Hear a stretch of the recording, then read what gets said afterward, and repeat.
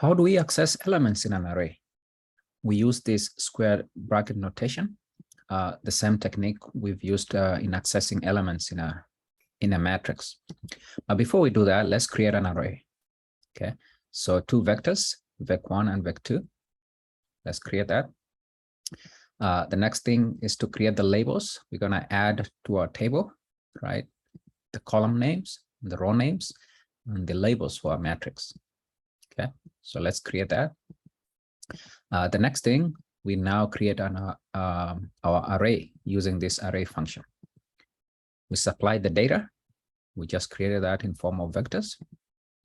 Construct the dimension, 3 rows, 3 columns, and we are saying we want to create 2 matrices stacked on top of each other. Okay, and then we use dnames to attach the labels. Okay, and these labels we just created here. So let's run that. And then we use the print function to view the results. Okay, now we can see we have matrix 1, the labels, and the elements. Okay, so we use the square brackets to access the element. So suppose we want to extract the first row and the second column only. So remember, there are 3 elements here. So we could say first element, first row, second row, and then we leave this space blank for the matrix. So that means we'll just pull elements from both matrices. Let's see how the output looks like.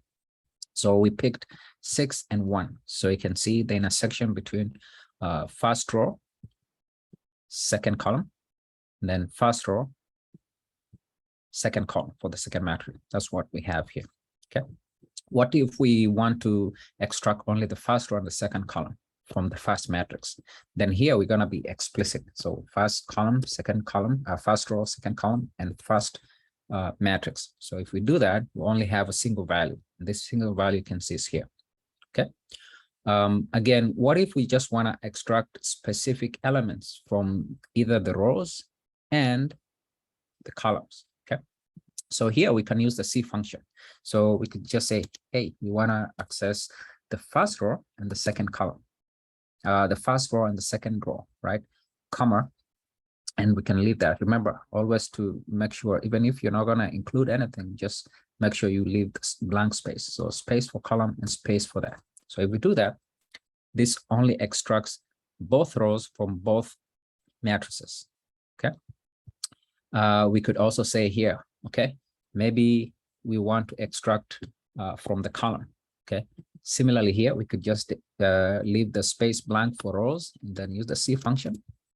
Say we just want to access the first column and the third column, and we leave that blank. Okay. So that means it will pull from both matrices. It will pull all the rows, but only the first column and the third column. Okay. Again, here you can, you can actually do both, right? So what if we just want to print only the second matrix, right?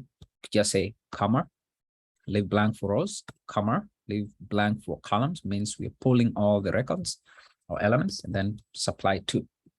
I'll just pull only this matrix, okay, the second matrix. Similarly here, we can combine both, right? We could just say we just want to pull the first row, second row, and maybe the first row, maybe let's say second column and third column, right, from both matrices. Okay, that's what we have. And we can also say we just want to slice only from the second matrix. Okay, we do that. That's what we have. So you can actually do a lot of slicing and dicing to access any element in your array. So in summary, we've looked at what that arrays are homogeneous, right? Meaning that they can only have elements of the same data type if they're numeric or strings, right, or character. They're also multidimensional, meaning they're 3D. Okay. Also, we've looked at how to extract elements using the square bracket notation.